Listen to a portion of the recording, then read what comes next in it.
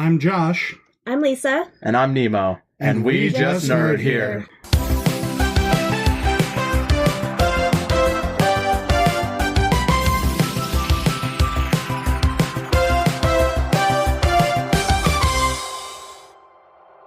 What's not as smooth and as sweet? You know, like with the Crown, I guess because there's 2 shots in it, I can taste it a lot more. So, on Whiskey Saturday, you're saying the bourbon mash Crown is smoother than the Maker's Mark? I'm not saying it's smoother. I'm just saying because my Crown was more diluted. You only had 1 shot of the Crown? Okay. It was easier to go down. So you're a lightweight.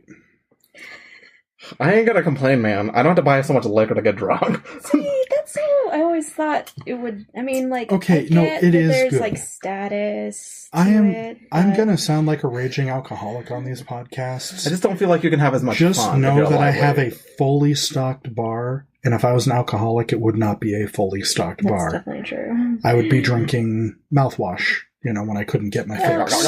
There's different kinds of alcoholics. There's different kinds of alcoholics. If I am, I'm highly functioning alcoholic if I am. But anyway, welcome to We Just Nerd here. Hello. Hi. How are you today? If you can't tell, it's another great Whiskey Saturday here in the great state of Utah. And today, while Nemo sips on his Maker's Mark here, we're going to talk about conspiracy theories. And not just any conspiracy theory, the granddaddy of them all. Roswell, New Mexico, 1947. I just want to throw this out there. I didn't know about this. I've been living in Utah. I've been living in the United States since I was like 2. I found out for the first time from Josh in our pod. And he still, like, I didn't have time to go into a lot of the detail with him. I don't believe him.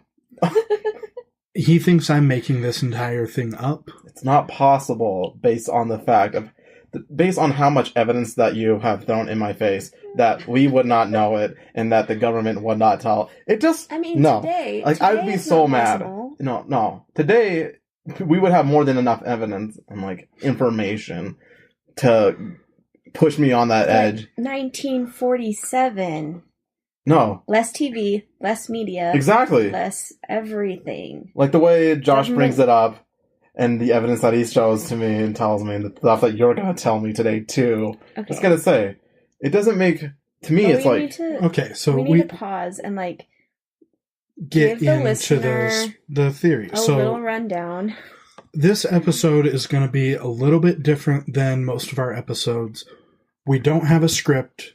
We're going off of memory. We have a couple notes in front of us, but that's it.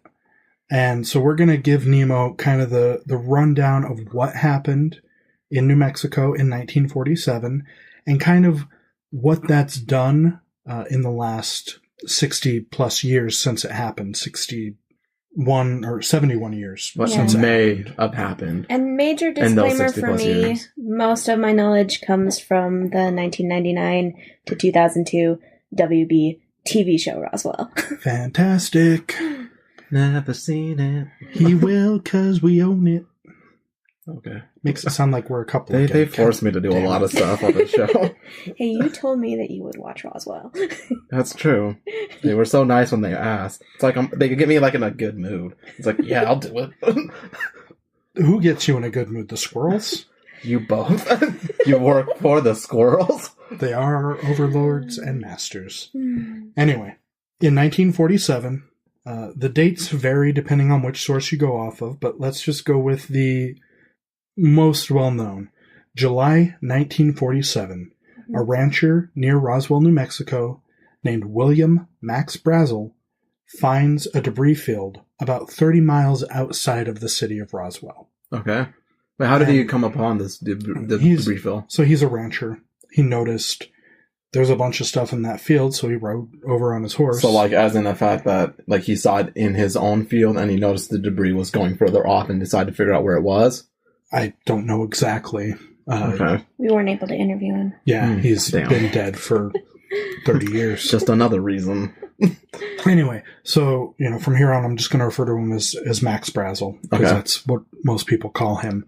So Max Brazel finds the debris field first, people did see lights in the sky. Yeah, so there were reports of discs, and there was a storm the night before, lightning, bright lights, all sorts of that stuff the night before, supposedly. Okay. This occurred. Okay. And that's if we go off of the July 1947 dates.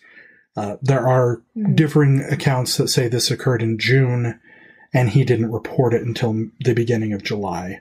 So around June 2nd or so of 1947. And then he didn't report it until July. But most accounts... I'm not sure. Who knows? But most accounts have it around July 4th, 1947. Independence Day. Yes.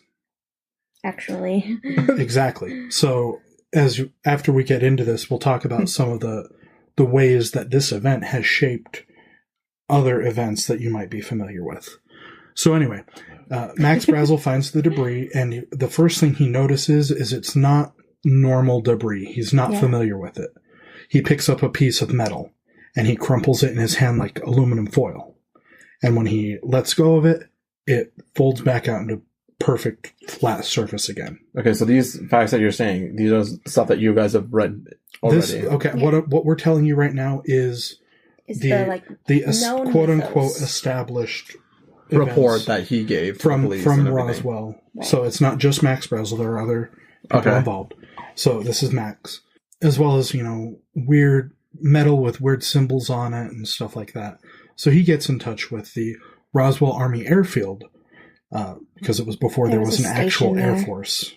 What do you mean before an actual Air Force? That they called the Air Force, there was an actual Air Force. Well, the Air Force wasn't always its own branch of the military.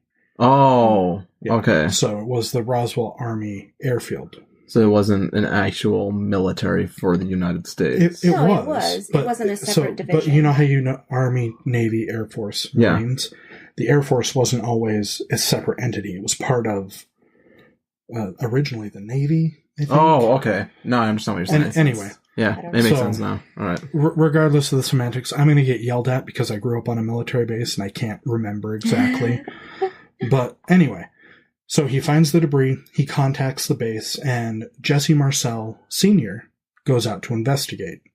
He gets there, finds a crash site, and is like, okay, there's definitely something that's crashed here. He calls in the team. And so a group from Roswell Army Airfield go out and they start collecting the crash site. Well, they think they've found a flying disc. All accounts say that what they found that day was a crashed flying saucer, much like what the classic depiction of a UFO is. So, round like a plate with a little dome on top type thing. Mm-hmm. That's kind of what they claim they found. Okay. They find this memory metal is what they call it, and these I-beams that are about 18 inches long. And they're just pieces of metal that look like the letter I. And they're used a lot for support in different structures. They have these weird hieroglyphics on them. And at first you're like, oh, it's Egyptian. But it's not. It's an actual alien writing, is what they claim. They also claim that 3 bodies were recovered from the crash site. Classic gray space aliens. Big heads, big eyes. Long, spindly arms and fingers. So Slenderman with big eyes and really short. Okay. This is like, so the minute you're telling me, it's like, whoa. Okay, and we'll get into those in this is just like the whole World of Wolves kind of thing that happened. We'll get into that later, too. So, Wait, time out, though. Just a quick question.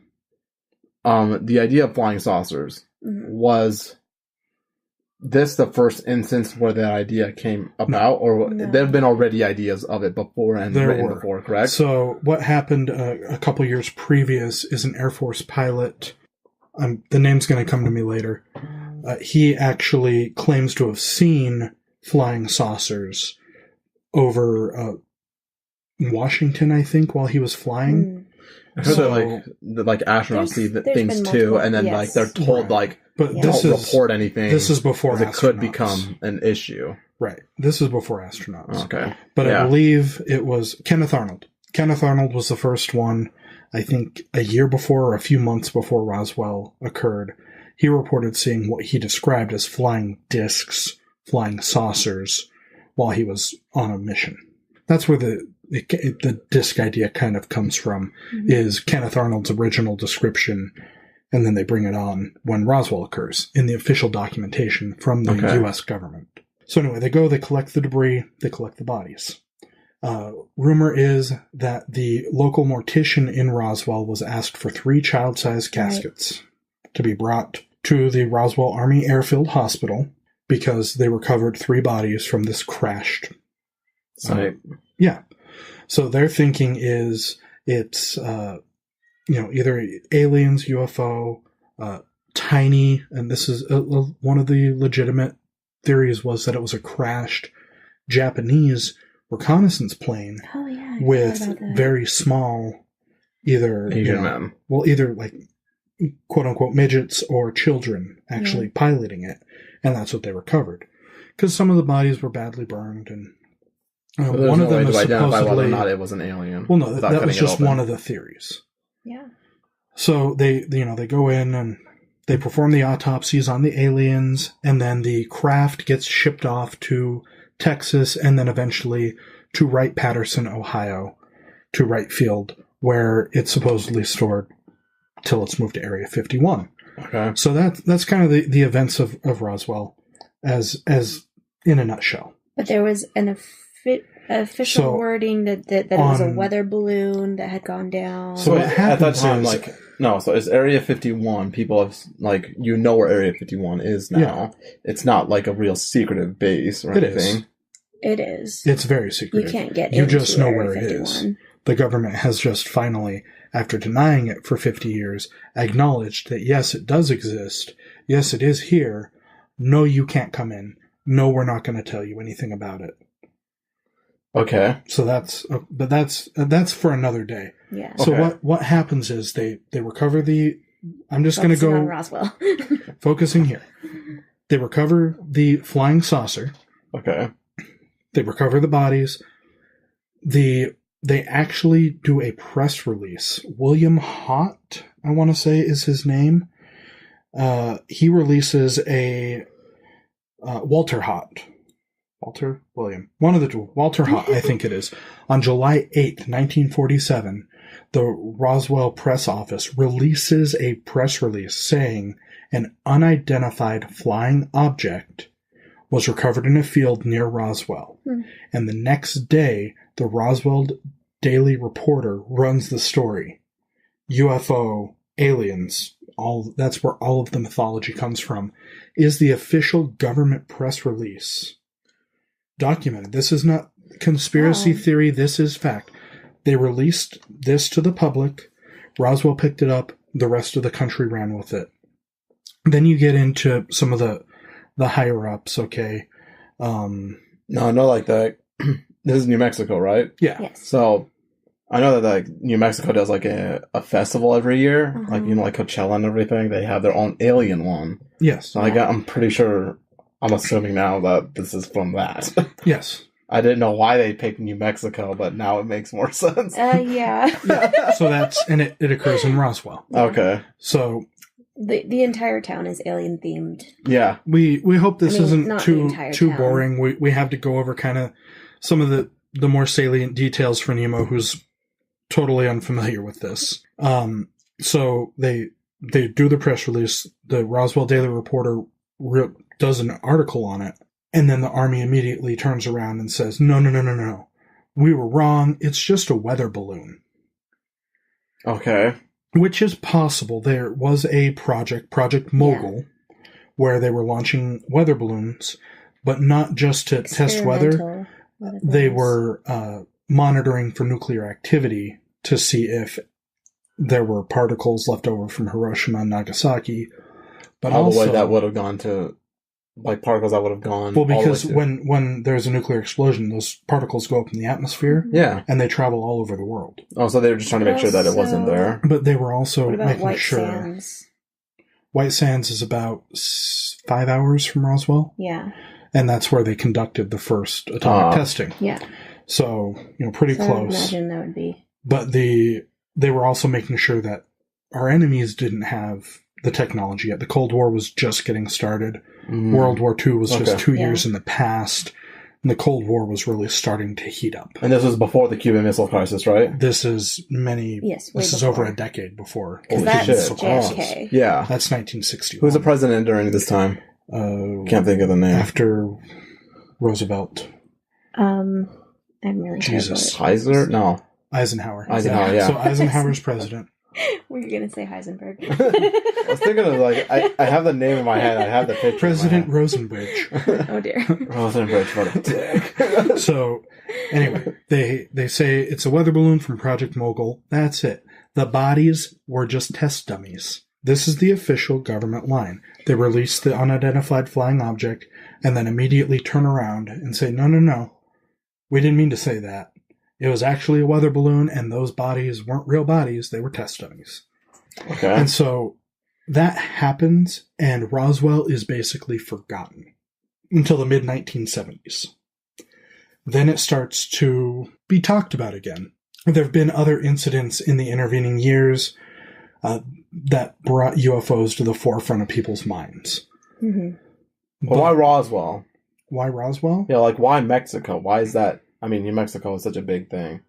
This is the only place it's ever happened. Yeah. Oh, so they never had any other crash sites? No. Considered a known incident. So in World War II, there was the Battle for Los Angeles, which is where they thought they had the patrols on the beach with spotlights firing at unidentified objects in the sky, and they weren't coming down. They were hitting them. They were visibly seeing their shells hit the objects, but they weren't coming down. Wait, go back. So during World War II, to guard against the coast, to make sure that we don't get invaded from California or the Pacific side, we sent shells into the sky based on the fact that we think it's aircraft. They were firing at these unidentified aircraft in the sky. They were watching their artillery shells and their bullets and everything they were firing at it bounce off. That's the battle for Los Angeles. That's before. Okay, that's long before this. During this time, though, like, people still had cameras. People still had some type of a recorder. They could have taken something. They did, but they didn't. There's footage of the battle for Los Angeles. But it's nighttime, and it's technology that's still in its infancy. Okay. All right. I want to see this footage, though. Okay, we can look it up later. Yeah. Okay. Yeah. So, anyway, back to Roswell. That's where the idea of little gray men with big black eyes and the round heads comes from. So wait, that incident sparked the whole thing. Yes. After that point. So, I mean, you have War of the Worlds in 1938. The giant eye, worm thing. Those were giant. They're like machines. Well, yeah, but like the eye itself. Well, you don't actually what see you think is the alien. You see the alien craft. Yeah, it lands in Grover's Mill. Orson Welles does his radio broadcast. Yeah, and then everybody thinks it's real. Mm-hmm. And this was before or after? This is before. This is 10 years before. And that was Mercury Theater in 1938. Orson Welles takes H.G. Wells' book, War of the Worlds, updates the city from a British city to Grover's Mill, New Jersey, and on Halloween does this broadcast. And then everybody thinks it's real because... Well, here's the thing. It wasn't everybody. At the beginning of the show, they say they're going to do an adaptation of the book. Mm-hmm. There wasn't a long range on the broadcast, and 4 times, the beginning, the first break, the second break, and at the end, they mention that it isn't really happening. Only 2% of the area that it was broadcast to actually tuned into that show. But there was also something where there was a something that ran late right before it. So there was a music program that was very popular. So they entered before. it. So for a short time, there were people who were tuning into Mercury Theater late. But since it was done in a style that had never been heard before, they thought it was an actual news broadcast. Yeah, well, and they used to, they would just jump into it as it was, it was already being broadcast to a lot of the area, but they had this other broadcast going and then switched to it already running. Yeah, that's what I've didn't heard, hear that the like people disclaimer. like tuned in midway and then they were like, "Oh my god, this is actually happening," and then they all freaked and all hell and here's the broke loose. thing. Yes, some people did have, a scare because of it, but what it was is the newspapers at that time in the 30s. Nemo, are you falling out of your chair? Oh my god. So in the 30s, there was still that divide between print media and radio, which was the new media at the time. It feels so heavy. Oh my god. You have to stop giving him so much alcohol. He asked for it. Oh my god, I feel so heavy. Because he's like fine, and then he hits a spot, and then he's just done. Yes, that's the point where you stop giving him more alcohol. Oh my god. Okay. So anyway, it was overblown by the newspaper media, who was like, "See, radio is bad. Look at all these things that happened when they did this stunt. All these people died. All these people panicked." No, they were unrelated stories. So the AP wires out west are getting, notified because it's later at night on the East Coast. The West Coast is getting the late news. The broadcast is happening. And then they get a report of a suicide here, or a car crash here, or someone jumping out of a window there. So this is before Roswell, though, so let's go. Yes. So, and that's as far back as we're going to go today. Okay, we can get into the whole history of UFOs.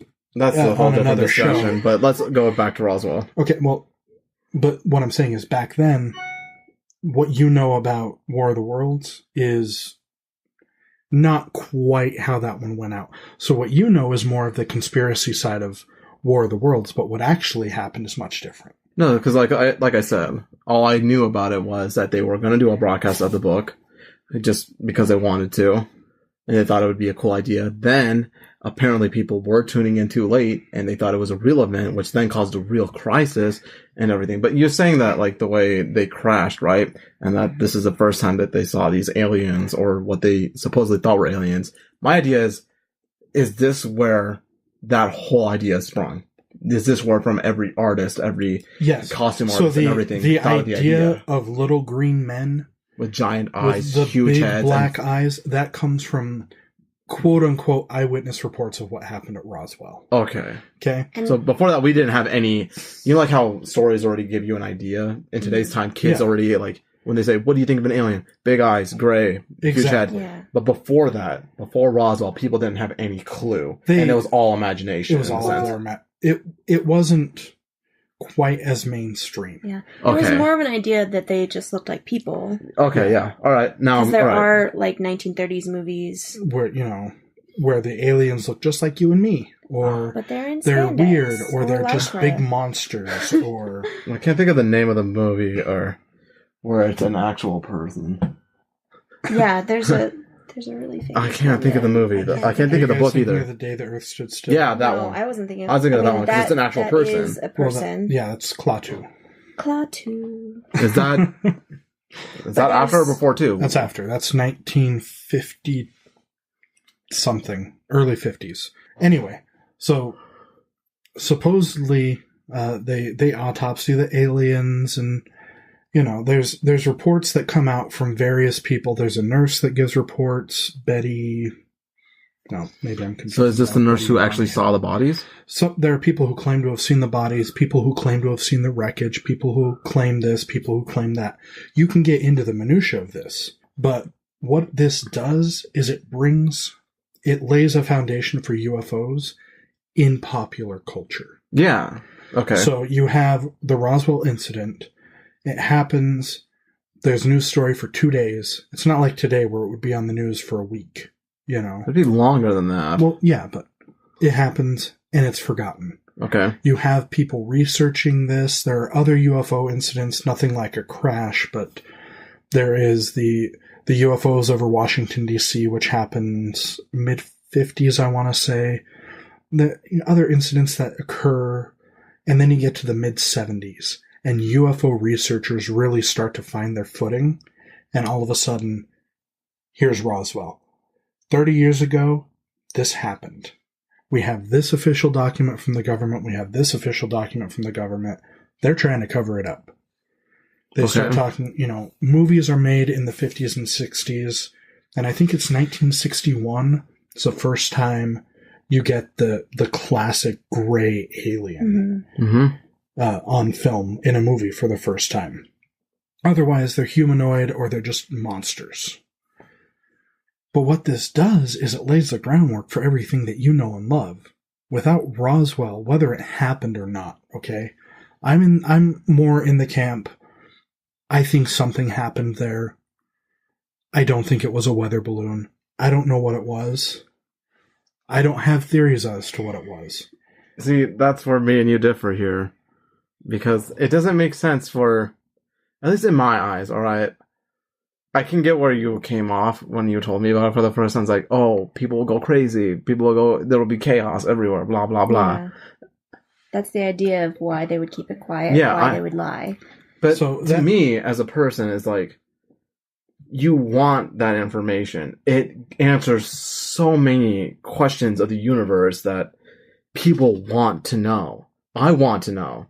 It's been like a real answer that I can't even explain how much it would relieve of me. Like the stress. If I can go back to that night at work where I was just blown away by the fact you had never heard of the Roswell incident. Mid-20s, you've lived here forever. He kept saying Roswell, just by the way. He could Rosewood, Roswell, Razzle Dazzle. No, but Roma. Think about it. Okay, think about it if you're being a kid today's time and then you hear about it. But knowing that you're not alone, that is such a comforting feeling. It would answer some, but it would bring up others. Yeah, but then I would want to know. And then the government would have to give them to us. No, they wouldn't. No. You keep saying, so this has been your mantra since I told you this. They would tell us. They would tell us over and over and over, but they wouldn't.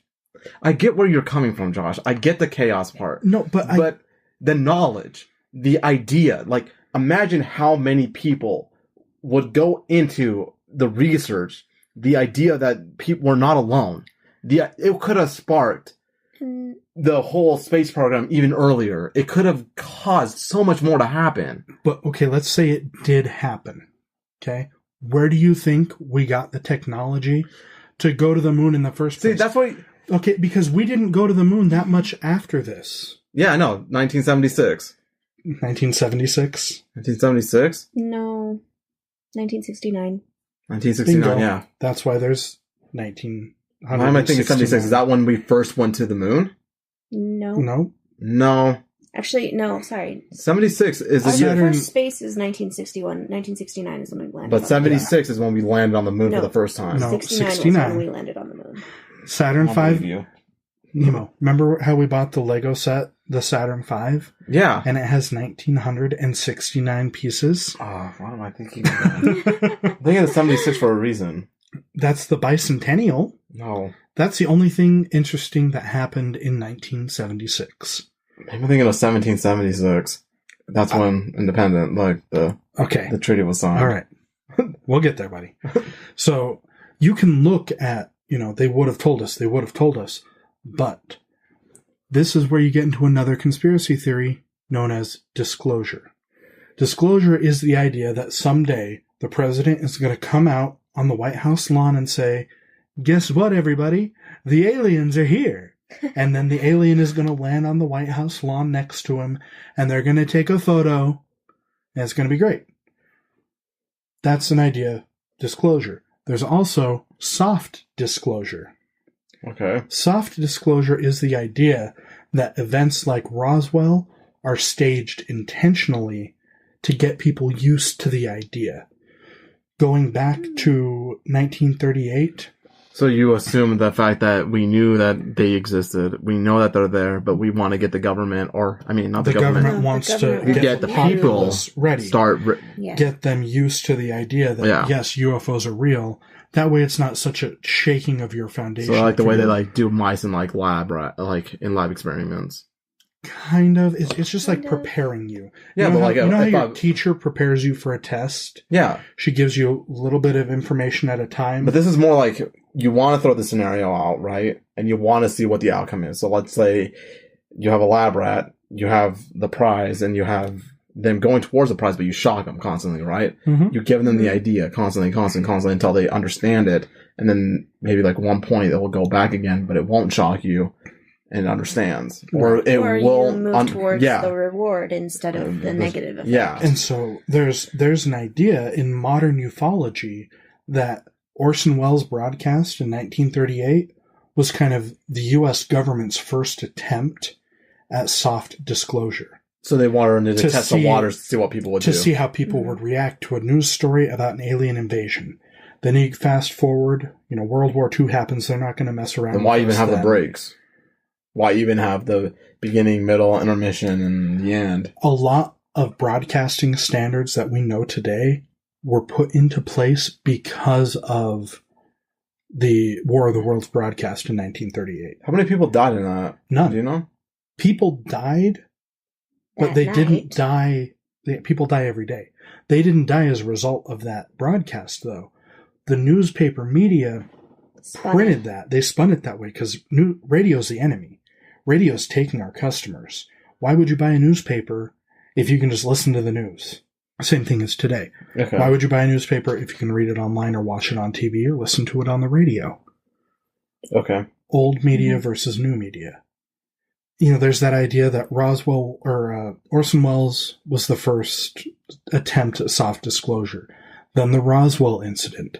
Then, the sightings over DC. And over the years, various things, various movies and media have been an attempt by the government to just get us normalized to the idea that we are not alone. Okay. Because you know how in your mind, War of the Worlds caused mass panic? And again, only 2% of the audience listening to the radio that night actually listened to that broadcast. And of that 2%, yes, some of them panicked. They freaked out. There was one guy who got in his car with his wife, and he drove through the garage door because he didn't want to wait to put it up. They just wanted to get away from the aliens. There were people who overreacted to it, but if you're the U.S. government and you see even a small portion of that 2% reacting that way, are you going to come out and say, this happened, this is real? No. Okay, look. To me, personally, if you have information, something that advanced, something that knowledgeable, you have to tell someone. You Okay. have. But I get the idea. I get. But also, you have to look at the political climate of Yeah. No. Look. We just came off of a devastating world war. The second devastating world war. Yes, it was after the Great War. Yeah. The war to Look, end all I get wars. that. I understand all that claim here. Okay, but as a person, as a citizen, as an you individual, want to know. no, yeah, like Yeah. I But want to know. But you what, don't deserve to know. No, I deserve to know You- as being a you citizen have- of this country. No, I you- deserve to know if they have information that can literally Nemo. change the outcome of so many things. Then they should have told you they were testing nuclear weapons before the first test of the atomic bomb at White Sands, New Mexico. The theory was that it could ignite the entire atmosphere and kill all life on Earth. Mm-hmm. They didn't know what was going to happen That's before they bullshit. tested it. I don't believe you.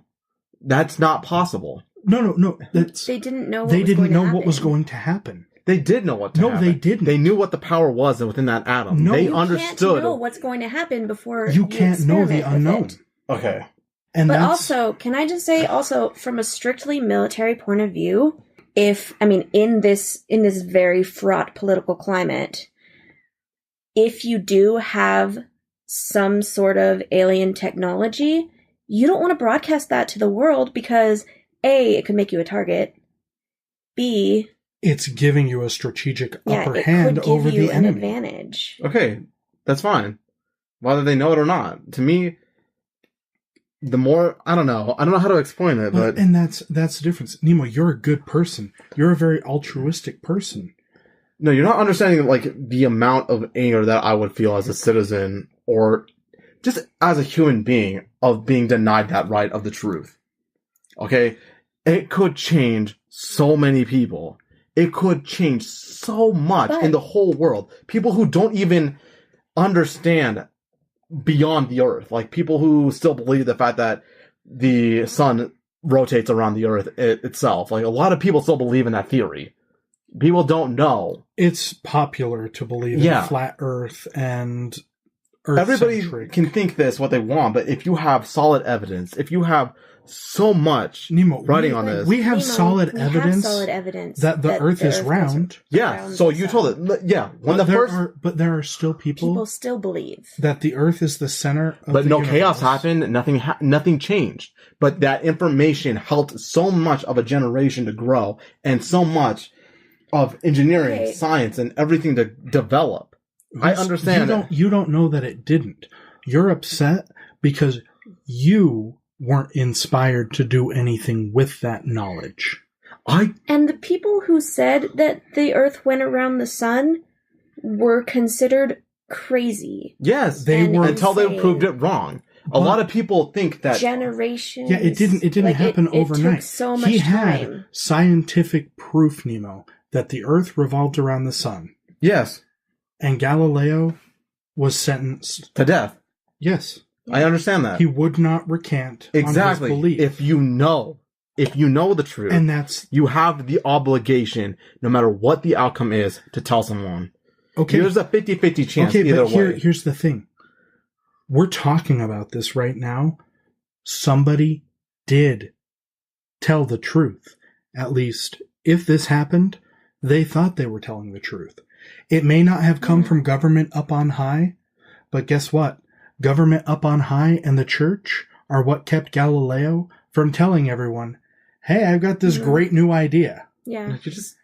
So the very fact that we're talking about this right now means that there was someone involved that said, you know what? Other people need to know this. Other people need to have this knowledge. But it's not always going to come from the top down, because the people at the top have their idea about how things work or about how things need to be disclosed. Okay, look.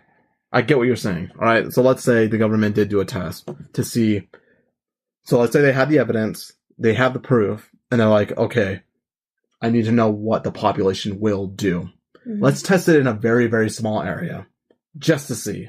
And see what the outcomes are. See how crazy, even if it is just out of the 2%, how crazy these people are going to act. And I get it. This dude goes through his garage without even thinking about it. He's like, I need to get away. I need to get safe. I need to prepare. That's basic human instinct. That is what you would do in a crisis situation. But if they have all the cards in their hand, they can choose how to reveal this information. Yes. They can choose to show you slowly, bit by bit, what this is, how it will affect us, and how we as a species need to accept it. And that is called soft disclosure. The idea that Orson Welles started it, then Roswell, then TV shows like Star Trek, TV shows like Battlestar Galactica. But they're going off of an idea, a theory. They're not going off of basic evidence. No. The theory with that is they are being told by government officials, hey, you're doing this show about space. Go ahead and put these elements into it. That's one of the conspiracy theories around soft disclosure. So you're telling me like Star Wars and Star Trek got paid by the government? No, not paid. To do a thing. But they were just like, hey, George Lucas, hyperdrive. Why would they do this? Theory. Because they put that theory into your head. You see it on the screen. Hyperdrive. Light speed travel. The ability to move from A to B instantly. Wormholes. That's knowledge, a real thing. That we know those exist. You know that now. But you didn't know that in 1947. We knew that through the Hubble telescope. We know that through all of the research that NASA has done. But do you think NASA is releasing all of their findings in real time? I can't be sure of that. I just can't. That's exactly it. I understand where you're coming from in they should tell us, they would tell us. No idea how relieved of how much of a burden it relieves on a person to know that you're not alone. It could change so much I'm really in such a small amount of time. curious what this burden is that you have on your shoulders. It's not, I can't even explain. I think that Nemo is Existential angst? hoping that his mother will stop pushing for an arranged marriage if she knows Aliens that the exist. gods that she prayed to are just potentially space aliens. Just one day, just tell her. Out of everyone, just tell the one woman. No, it's not that. Like, No, I get it. But Okay, but I don't also- like the. No, look. The minute you start studying about space, even the very idea of it, you get a sense of being alone. You just know. Really? Yes. I don't. I know. Based on the fact of how big it is and how ever expanding it can be. And it can end in a mere second. We don't even know. Like, it could be ending right now. And Yes. I wouldn't know. And none of us would remember it. It would just start over again. But I mean, the idea... any life can end at any moment. Our understanding of the universe is that it happened and eventually it will unhappen. Yes, Yeah. I get that. But knowing how big it is, knowing how vast space can go and grow, and knowing that we aren't alone is a huge feat. I would be so relieved as a person, as a human being, to know that there's more out there. The idea of exploration, the idea that we can go further and find something. It's like everything died. Like the idea of adventure, the idea of exploration and everything else, once we knew what the Earth was, once we figured out everything on Earth, people just stopped. But if you give them an idea, like a spark, it could reignite so much. Okay. It would give you an idea to keep searching. Firstly, we don't know everything about the We world. don't know, but... There's new species being discovered every day. No, I get that idea. And the fact that, like, the ocean's only been, like, discovered, like, 5% of it. There's But so that's much, but... That's the thing, though. It's is close. these- So it's terribly presumptuous of us to think that we are alone in the universe. Exactly, but if you have hard evidence, But people are also, always going take- to argue with you. It's like, no, we are who we are. Every other creature outside can only be us. But if you have evidence that things grow beyond that, there is science going into this. Right. It changes everything. There was science going into Galileo's ideas. Yeah. But here's what you have to understand. Humans as a species go towards things like religion to Mhm. feel like they're part of something No. bigger than Yeah, them, we're bigger basically than primates. themselves. Yeah, see, I understand that. Like, So the idea, the Christian idea that God created the earth and created man exactly. in his image. No, Josh, you're not understanding how much this means to me. No, I am 52 understanding. million gods plus in India. Yes. That's just in one country. Uh-huh. You are not going beyond that. If you can prove it, if you can give them evidence, you're changing a whole generation Yes, of and ideas. that is why they're not going to come out tomorrow and say, E.T. is here. He's been here since the beginning. Everything you have believed for millennia Look, is wrong. I wouldn't even be mad. You wouldn't. You wouldn't. And this is what I'm trying to say, is you're coming from this from your point of view, which is what makes this so interesting to me, who grew up knowing about Roswell, who grew up knowing about the idea that we are potentially not alone. Yeah, I want, like, My mother mean- is not overly religious, but she's done church in her life. look, I can do My numbers. father grew up Methodist. I was not raised in a religious environment. Yeah, exactly. I didn't go to church for the first time till I was in my teens. Josh, neither did I. My dad Right. made sure that me and my sister didn't have to go to church. Like, if we chose to go, he wanted us to go from pure belief that we believed it in a sense. Right. So Like, he crazy gave to us me. the idea of what God was and said, Okay. if you can truly believe it inside, go wherever you That want. seems like if you from truly my background, see it. How would you learn about it enough to truly believe about it, though? He would, like, experience, like, you know, like, you get the idea of Christianity, or you know, like how, like, Yeah. if you know something bad's or the gonna idea of happen, church. you get that belief inside, and you're like, oh, I shouldn't do this. I feel Mhm. like it's wrong, like a gut feeling kind of sense. Sure. And you don't do it, and something bad happens. You're like, wow, And like you get that feeling, it's Yeah. like this could be a presence in a sense, like Yeah, something sure. like that. The And LDS then Church believes that's the Holy Ghost. Yeah, so you that's- believe that in a sense, and then that sparks it, and then you gain more knowledge. If you truly believe it, Mhm. I truly believe it. As a species, you're gonna try to find more information about it. So then you're gonna start looking True. into it, Yes. and then thus your belief begins. And so But- you start looking at the late 1800s and the late 1700s and the technological advancements that mankind is making. Yes, I get that. I understand. Like the jump and the leap don't make sense. Like the amount of information that we have grown from. But what I'm saying is, look at the Dark Ages. I mean, it sort of does make sense. Yeah, Because- what Well, you're no, so, saying like, makes Knowledge builds sense. upon knowledge. Yeah. So, but from where we were before this incident, and to where we've gotten now since that incident, Mhm. that leap, there is a space there that wouldn't make sense. There is an idea there that we just kind of just jumped over this little bit and we started growing from there. Right? Mhm. This Because is it doesn't, true. there isn't enough evidence that, like Josh says, that supports that engineering.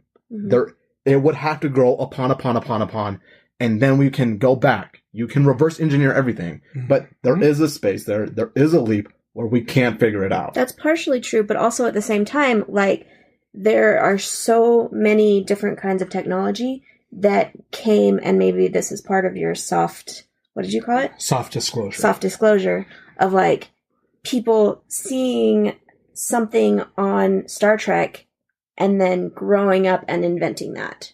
Like, actually making it Exactly. a real thing. And Okay, so look. That's how this works, is they plant the idea. They plant the idea that this could happen, that this could be normal. Okay, so you're This telling is me, theoretically okay, possible. say they have this device, right? They know in an idea what this device can do, but they can't create it because of, let's say, the materials that are used on it are not found on Earth. Let's say that, Okay. let's just go off of that first. Mhm. And they're giving you the idea that, hey, imagine if this was a possibility, and then you throw it into a TV show, you throw it into a movie. Usually that's what Which- sparks. And I'm just going to go back to yesterday. Vibranium in Black Panther. Yeah, an unbreakable metal, No. but it has. But look at Wakanda. Spoiler alert, we're talking about Black Panther. It came out 3 months ago. You're welcome. So, they have vibranium. That small group of people grew as a society Okay. to develop amazing technological Okay. advances. Yes, you're right there. I understand that. I get the idea of them hiding it for the beginning. But at the end, you do realize that T'Challa knows it's wrong. He Yes. knows that he has so much potential. He has the idea, the implementation, the equipment to change the world, and he has to help. If you say idly by, you're just as guilty. Right. But But in if that he's sense. protecting it long enough for them to understand what it actually is and what they can actually do with But it, who decides what group of people that before They is? can present it to the world. so take the idea that UFOs have been watching us since the beginning. Okay. And all they've seen is us tear each other apart. Okay. Then in the 1400s, 1600s, we start to wake up. We start to have all this scientific and medical and artistic advancement in the Renaissance. And then we fall right back into our old patterns of war and hatred and all of this. Then the Industrial Revolution occurs. And we start to have all of these advances. And then we fall back into that same pattern of destruction. And then we have these technological advances. So what are you saying? And It's now, a test? No, and now we're falling back into that same pattern of destruction. Right now, today. Not to get overly political for our audience, but right now, things aren't so good. It's kind There's a of... lot of tension. No, I understand It's a that. very tense time to be a citizen on Earth. If you are a species that has been sitting above us, watching us since the beginning, are you going to sit there and intervene? No, you're not going to give us advanced technology. That makes sense, though. Okay. Okay. But Okay, now like take Star Trek again. But They say even you're the implemented the government. idea. Say you're the government, and you're in that pattern of discovery. No, destruction, they're not in that pattern, discovery. Josh. They are. They are. How are they in that pattern? Every- It affects their very own species. It's not about species. It's about me, Josh. I am the only one who matters. The species doesn't matter. It takes someone to come into the knowledge, to come into the fold, like T'Challa. And not even so much T'Challa. It's more his, what's his cousin girlfriend's killed. name? No. No. Zuri's the sister. Lupita Nyong'o. I don't know her character's name. His girlfriend is the one who has this altruistic idea that We Wakanda should should be sharing and helping people. It takes someone like that to get the Who's ear of the education people bound. in No, you power. even have to think about it. The brother. Killmonger. Yeah, no. Before, not the cousin. Yes. His father. Yes. The second prince had the same idea. He knew that during those riots, during the problems that were happening in Oakland, he could fix them. He could stop what was happening, and he tried. That and wasn't he knew, his goal. No, his goal was to help them. His goal was to stop the crime that was happening, the injustice that was happening, and he knew a way to do But it. But he knew that the prince, the current king, would not agree. Right. And so in he this was sense, personal profit for it, though. yeah, he was benefiting from it. He wasn't doing it for altruistic reasons. The same way you look at T'Challa's girlfriend, and I'm going to feel really bad for not remembering her name, but the same way that she is doing I haven't seen it it in weeks, but for being altruistic and wanting to share Wakanda's technology and help people out of the goodness of her heart, because she has seen the downside to not intervening. Exactly the same way the prince did too. Mm-hmm. The prince didn't necessarily see that, though, because he was making money off of it. How was he making money? He He didn't leave- needed the vibranium. He couldn't take it from Wakanda himself, so he gave somebody the idea to take it from them, so he wouldn't be linked to it, so he could still help someone else, because he knew the king wouldn't agree. And he was going to benefit financially from that decision. It was greed. It was not. It was agree not with you from on the that. It was goodness greed. of his heart. No, it was He a necessity. No, He look. was No, a no, bad look. guy. No, look. If Can you're I in a pull it community... back? Yeah, No, if you're... let's pull it back Can we from. pull it back to Roswell again? Okay, 'Cause, fine, like, but... God, that- also, I don't know if you've ever been in a giant crowd where you're like literally surrounded by masses of people, but the government did also understand what mass hysteria was possible. Yes, okay, so like, And let's take I've a just cell or a virus, I've been right? in very safe, like calm environments, surrounded by I get what you're people. saying. So And it can be scary on its own. it's like a virus, right? In a group of clean Yeah. cells. It just takes one person, Mhm. one virus to affect one, and then it will spread. And it can cause an amount of destruction. I get that. I get all of that. I get the numbers. I get everything. I understand what they mean. Mhm. My problem is that you have a choice. You're gonna have to take a chance. You have a 50-50 chance, always, whether it's gonna be bad or good. That's debatable. No, okay, it's either going to turn out to be good or it's either going to turn out to be bad. That's your only option of revealing this information, right? That's what the government's thinking. Is like, if we tell them, either they're going to accept it and they're going to be okay with it, or they're going to be really mad. They're going to go crazy. Chaos will happen and no one's going to understand. And this could cause massive havoc. Mass And I mean, hysteria, dog and Yeah. I'm talking cats about living together. multiple countries, everything. Yes, But Yeah. you have to take that chance. That's the thing, though. Do you, though? It's a 50-50 chance. For you, the coin flip is heads. If you were in that position, you would reveal it. Up until now, the flip of the coin has been tails. Okay, just imagine if this is all true and they decided to give it out, right? All this information. Mhm. I get maybe we probably wouldn't have Star Trek or Star Wars or any of that or the ideas that they have in the movies. I think if you we want- still would. Yeah, but I think maybe we'd still have all of that. The whole Yeah, idea that you're still throwing that they more nudged them into certain ideas to put in the movie, those wouldn't exist. Let's say, because they already given out the information. But the amount of knowledge that could have come from that, I truly believe we as a species would have grown past it. We would have understood it and we would have tried But to But figure also- out where it is. But that's you. Yeah, we You- as a species so- have a history of kind of fearing knowledge We A, don't react well to change. and feeling like we need to protect. Okay, let's masses say in today's from- time, So from if you general I knowledge. want you to imagine a straight line. Okay, that's the history of humanity, a straight Okay. line. And you're on a point, on that line somewhere. Correct. Your view is from here back. Correct. Okay, from Yes. your point in time all the way back to the beginning of humanity. But what you're seeing is your point of view. You're looking at history through a lens of your choosing. You personally look to the future and see that knowledge as being a good thing, but not everyone sees it as being a good thing. I understand People see that mass hysteria and being in a position of power. If I can stop this riot or these people committing suicide from happening, it's my duty to stop that. No. And if withholding this knowledge from them prevents me from causing the death of 10,000 people, that's the right choice. You don't know me. that, though. You cannot But make that. You don't know those But 10,000 people aren't going to die. If literally you had lives on the line, would you really take the chance? Is this knowledge Of, worth like, it to you? Like, let's say Population's dying. it's not the Marvel Universe, and someone comes out and says, hey, we have this advanced technology. We could have helped you guys all along. Are you going to be afraid of them, or are you going to welcome them with open arms? I'm not going to be afraid. Not knowing that they could crush you at any moment.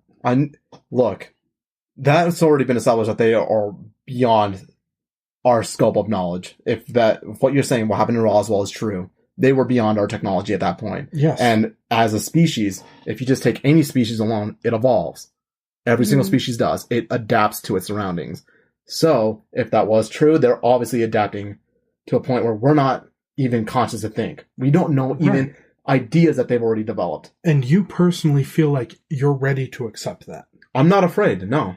And that's you. That's a personal choice. That's like taking your dick and putting it in a fan and hoping the best. That's not what that is. No, that's exactly what it is. How is that what it is? You are if doing I see a fan, Josh, I know it has blades. I can see what it's doing. I wouldn't obviously do that. Okay. If you come to me from the sky. Someone plucking someone out of the Middle Ages, they don't know what that is. It looks cool. I'm going to stick my dick in it and see what happens. No. Well, you live and you learn, Josh. You live and you learn.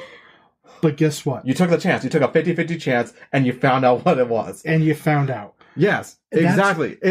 To any knowledge, you're going to take a risk. Again, that's you, though. That's you, Nemo, flipping the coin. It's any type of knowledge or any type of evolution. If you really want an answer, you're going to have to take a chance on something that goes... to Roswell in 1947, you've just come off of a devastating world war. You're at odds with an opponent that in theory could crush you. You may have nuclear arms, but you don't know that they do. You have this small technological advantage. Because, yeah, you understand some of what you're seeing here. Microcircuitry, different space travel doohickeys, because I'm professional. Mm-hmm. You have that in front of you. You've just come off of seeing what a massively destructive war can do. You know what the technology you already have can do. You've seen what happened in Hiroshima and Nagasaki. Yes. Are you going to give humanity at large this technology and this knowledge, not knowing what's going to happen? Yeah, what it could unlock. Are you going to let the Russians know that you have this technology that they could then try and steal from you? They have a reason now to step up their research in a way to destroy you, because you've just admitted to the world, hey, one, we're not alone, but also we have all this kick-ass technology we recovered. That they could easily be like, okay, we're going to come take it. Looking through the socio-political lens of 1947, you are not going to release this information. In the intervening years, you are not going to release this information. It isn't until 1988, 1989, with the fall of the Soviet Union, that it even becomes comfortable to release the idea that you have this technology. It isn't always about what is going to happen, what you have the right to know and not know. It comes down to, what is it going to mean for me, the individual, or me, the individual being the government, or a society, letting this knowledge out of my grasp. You feel this is a big enough thing that they should know.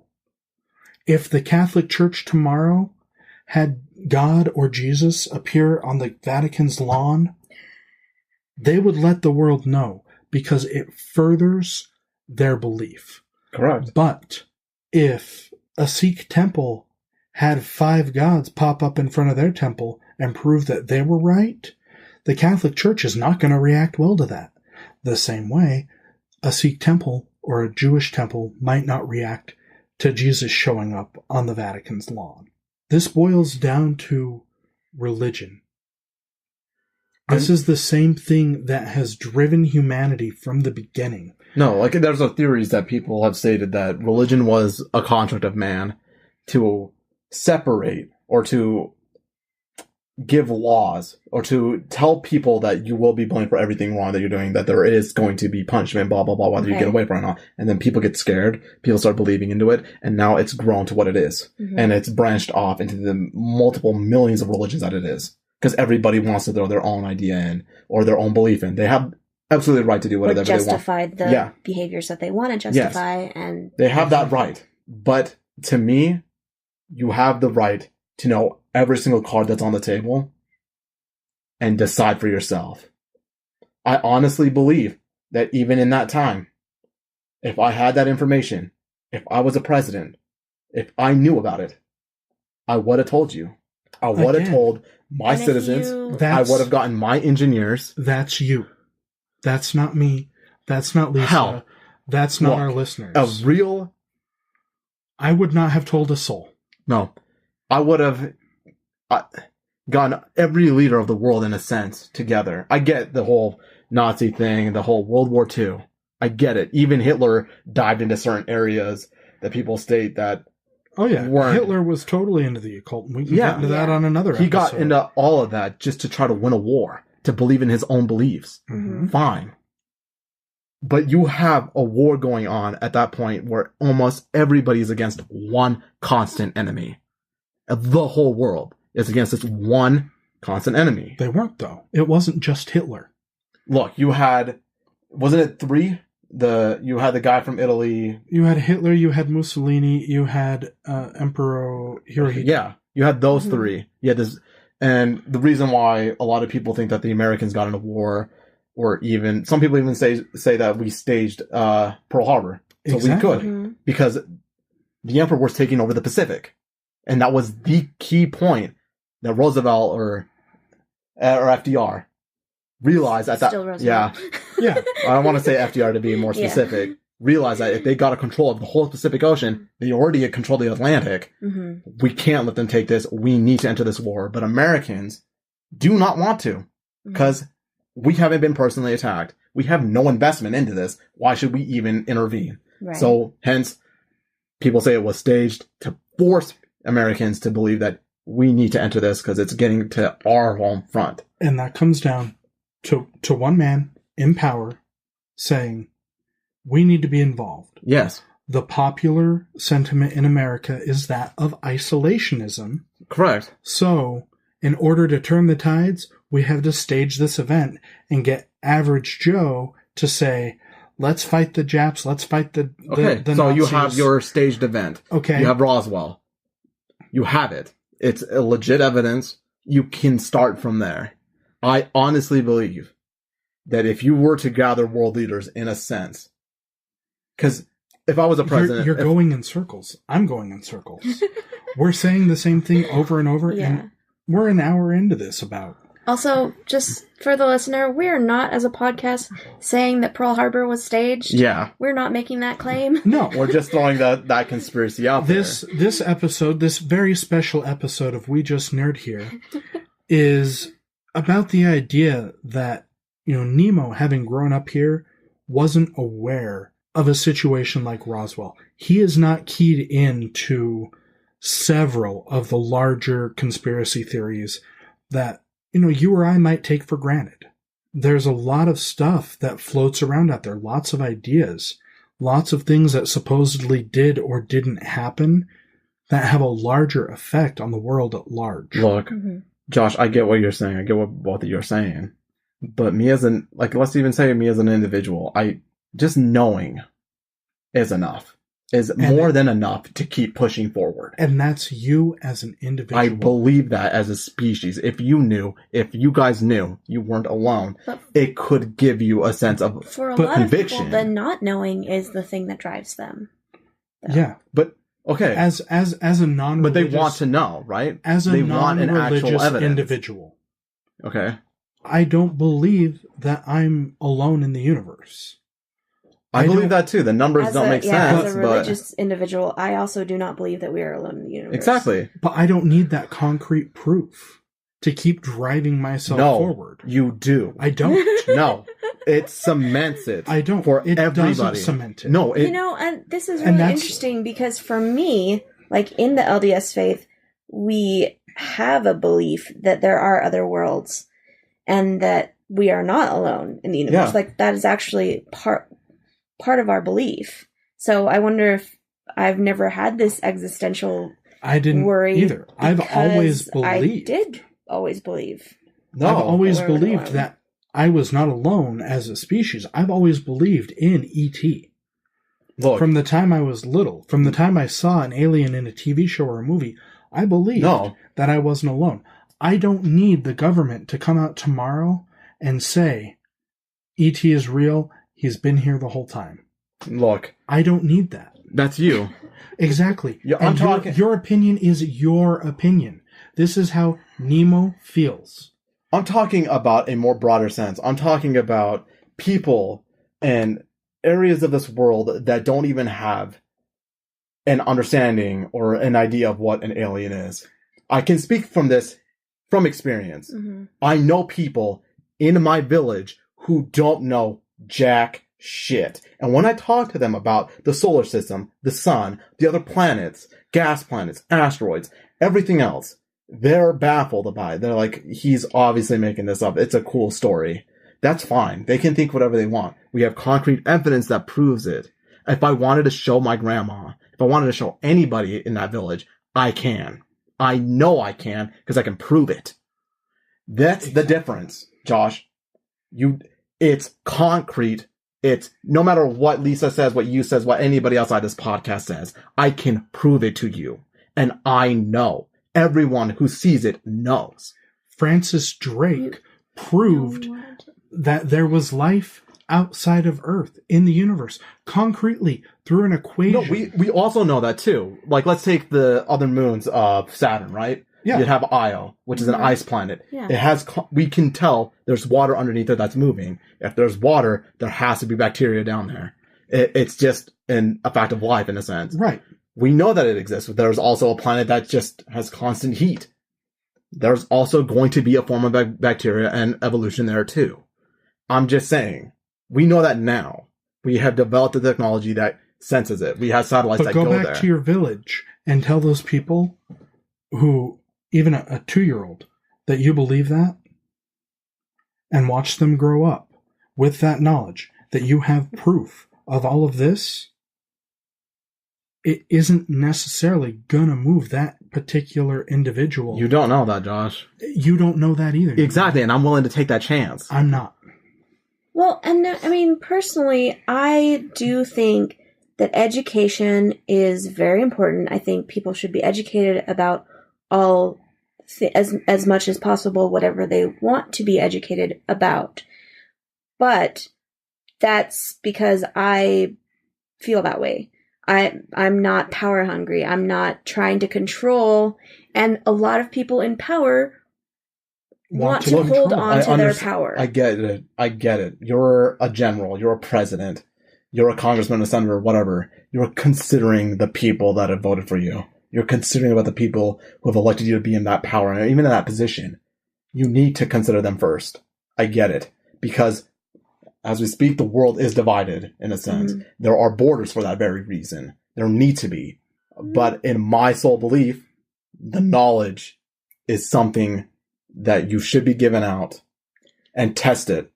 I feel like everybody should have it, and you should see what happens. I'm not disagreeing that that's not true, but I am going to say at a much baser level, people in power are going to hold on to their power and keep I understand do whatever that. they can. That's the whole idea of like dictatorships power, and stuff. Knowledge is power. So if you're sharing knowledge, there are people in power who are going to be afraid that if they share knowledge, then they are going to lose power. That's true. And people who exercise that power, if there are people who disagree with him, Hitler had an idea. Hitler exercised his power that he was given legitimately. And it didn't end well for the world. Okay. I'll even say this. Okay? I'll even say this, Josh.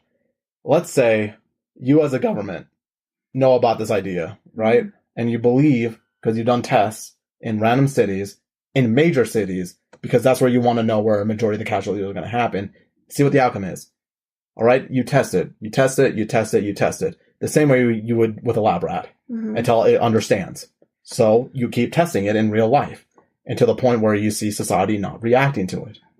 And at that point, if you know that they're not going to, if you have enough evidence at that point to justify giving it out, you should be releasing that information. And what you have just described, going back towards like half an hour ago, is the idea of soft disclosure.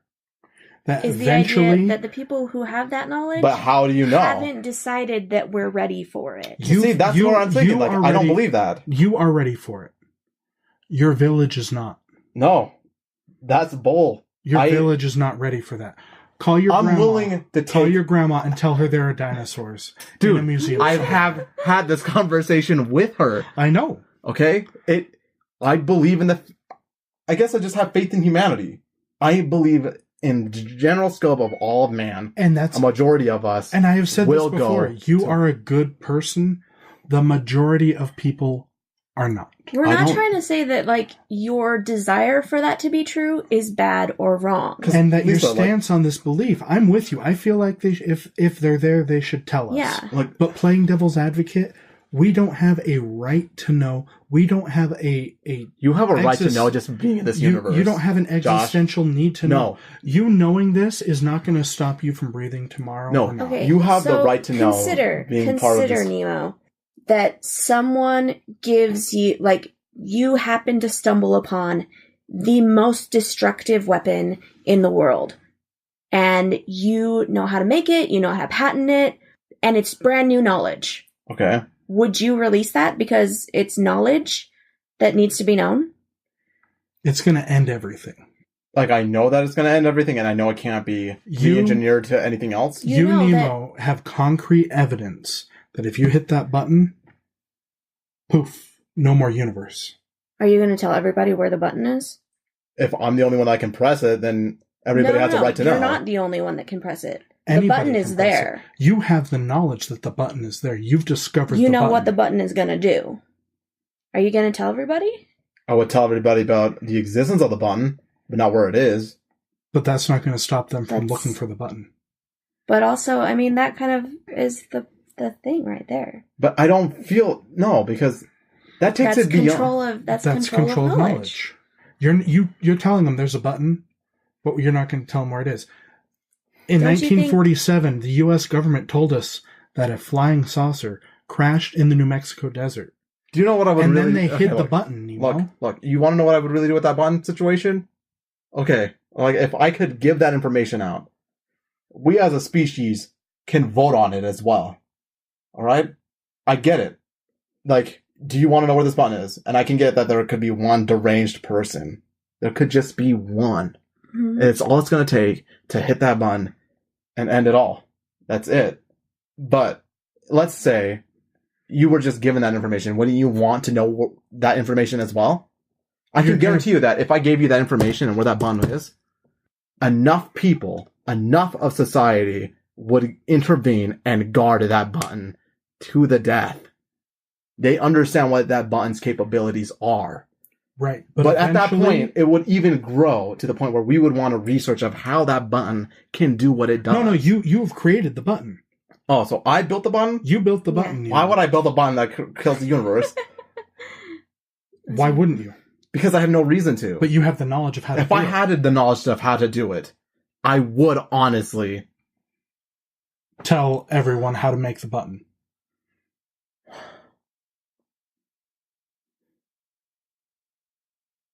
They didn't know if it was a button that could destroy the world. You don't know. So I don't know that it can do what it can do. I'm just theorizing here. But we're telling you. They knew there are aliens. They have concrete proof there are aliens. They know for a fact we are not alone. They have technology X, Y, and Z. They can tell you tomorrow that aliens exist and they've been coming here for millennia. That's fine. What's that knowledge gonna do? You know how to make a button that you're sure is gonna end everything that is and ever was. Do you tell everyone, not knowing what they're gonna do with that knowledge, how to make the button? I can't agree with that, Josh. The way you're wording the whole thing. It's the same thing. To me, it's not the same thing. You are unsure. No, because all you're doing is confirming a theory or a fact that we already know. Okay, that's all. I'm not asking you to give me. But guess what? I've just put out. Guess what I've just put out in the universe? I've just put out the idea that there's a button that you can push to destroy everything, just like without the parameters change when that situation comes without concrete evidence. No, that changes everything. When you give me the everything has the potential to change everything. The guy that invented the television, on the day of his death, he regretted it so much because he was a deeply religious man, and he saw the sex and violence and terrible ideas. But that was his choice. Like, I get it. He knew because the chances that could happen. He regretted that he'd ever invented it. Einstein regretted helping create the atomic bomb. I get it. I've heard multiple people say, like, why would God put the power in an atom if he knew the capabilities of it? It was meant to be discovered. I don't know how to explain it, Josh. I personally think that if we could get concrete evidence on this single fact, that in 1947, aliens crashed in Roswell. Yes, if there's legitimate evidence that we're not alone, that's not evidence that's going to change. Well, Nemo, or it's not even here's what we do. A catastrophic. We know for a fact that in 1947, something crashed in a field in Roswell, New Mexico. Yes. We don't know whether it was a flying saucer, a weather balloon, an experimental Japanese reconnaissance plane, a Nazi flying submarine carrying Hitler's sperm. We don't know. What we do know is something happened. It's what you do with that idea that something happened. That's what matters. You can take what I told you today about what supposedly happened. This is the official story. Max Brazel found debris, contacted the Army. Jesse Marcel Sr. goes out, finds the wreckage. They take the wreckage.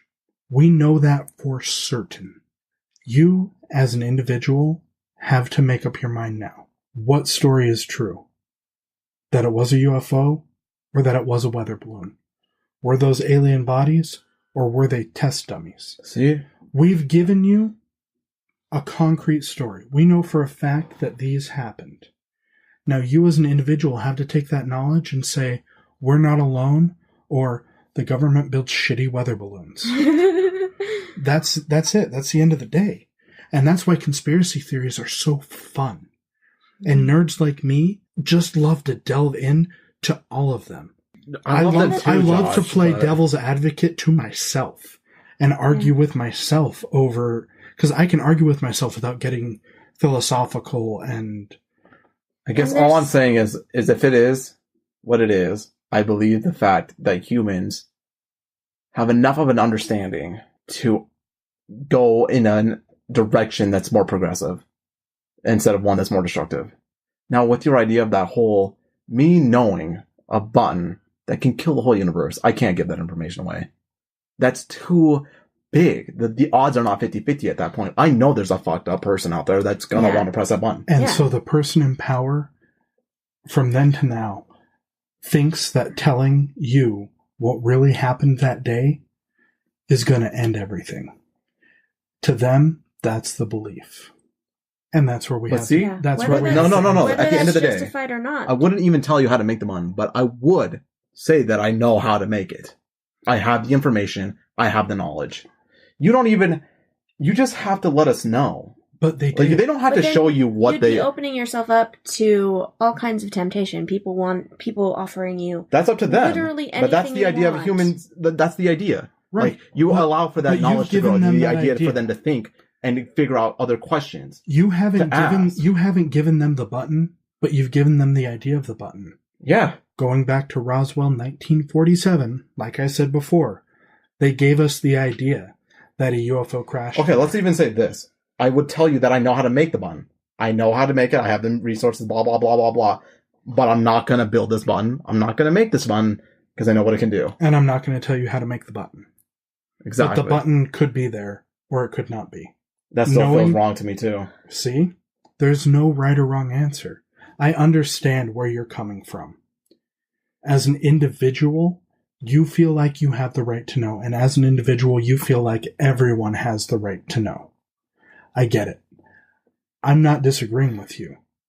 It would be great to know. I'm really not disagreeing with you. Yeah. No, I know you guys aren't disagreeing with me. We are playing devil's advocate. I think Lisa and I both agree that in 1947, something otherworldly crashed in Roswell, New Mexico. See, I don't know that. I don't think the way you guys think. No, and that's what makes this great, is the three of us are so different. And that's what this very special episode of We Just Nerd Here kind of indicates to everyone. Because, like, I need to know. We come from different backgrounds. I have the numbers, Josh. We have the idea. Everything is there. We have the idea of the button, but we don't know whether it exists. And that's what keeps us moving forward, is trying to prove. Because once we prove the button, what's next? Exactly. That's the thing. That's the goal. You have people who, during the early ages, wanted to go into the ocean, build a boat, and then they figured out other land, other people. That's your drive. That's what keeps Nemo going forward, is Nemo is trying to find the button.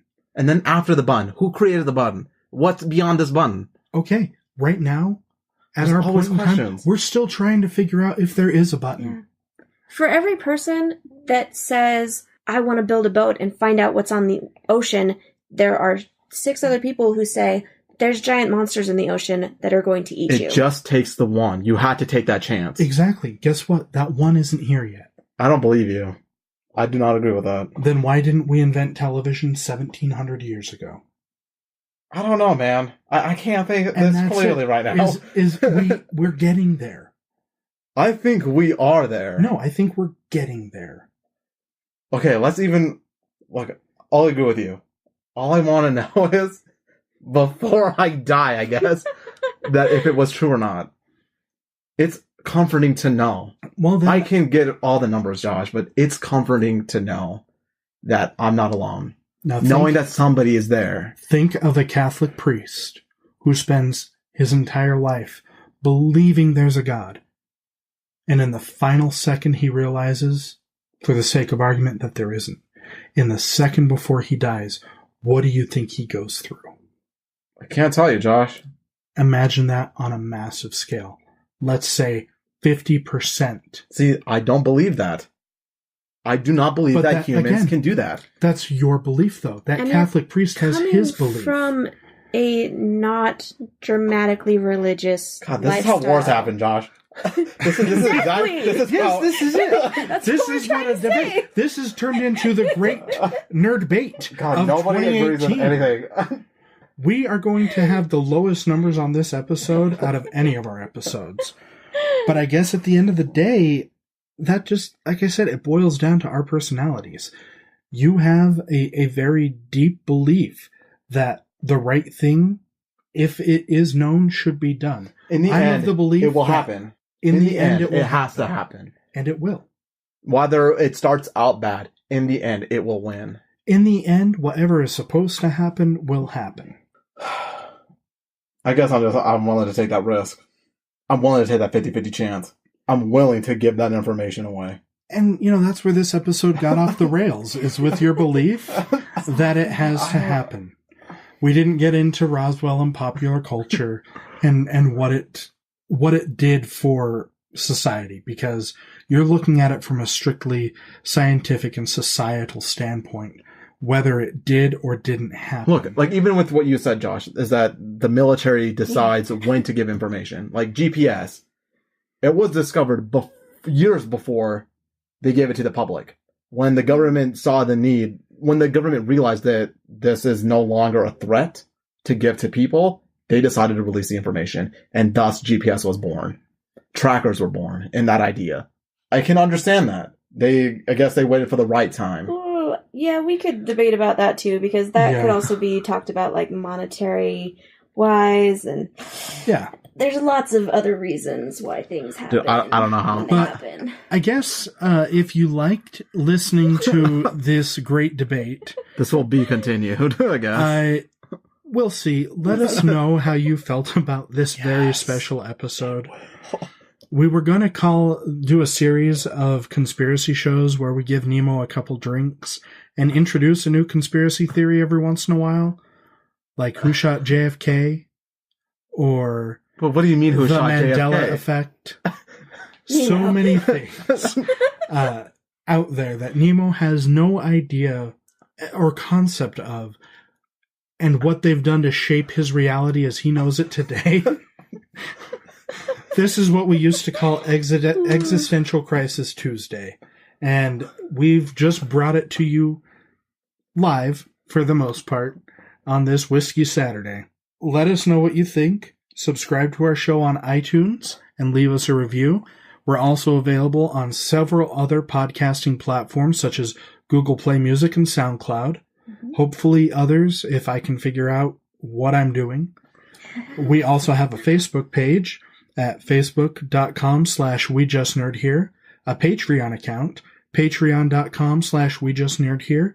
We've got some fun rewards out there for you guys, and one of them could potentially be more conspiracy episodes with Nemo and our Facebook moderator, Haley. So if you like what you heard today, which if you're still listening, maybe you did, or maybe you just wanted to see whether Nemo punched me. I don't know. Let us know. Just kidding there, Josh. We also have a Twitter account at We Just Nerd Here. Yeah. And Lisa has a Twitter account. I'm at Lisa Asanuma on Twitter. I'm at Joshua Tracy 85. I have a Twitter account, but they're not going to tell you what it is. Because I have no idea what it is. But I want to know what you guys think and whether I was right or right. So go ahead and tweet at Nemo Just Nerds Here or at Nemo Nerds Here. I don't know what your Twitter account is. I don't know what it is either. He's been retweeting me and tweeting at me. Somebody has been, anyhow. And it's always about squirrels.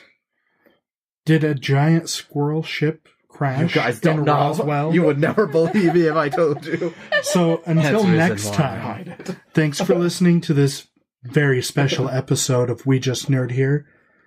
Bye-bye. Bye. Goodbye.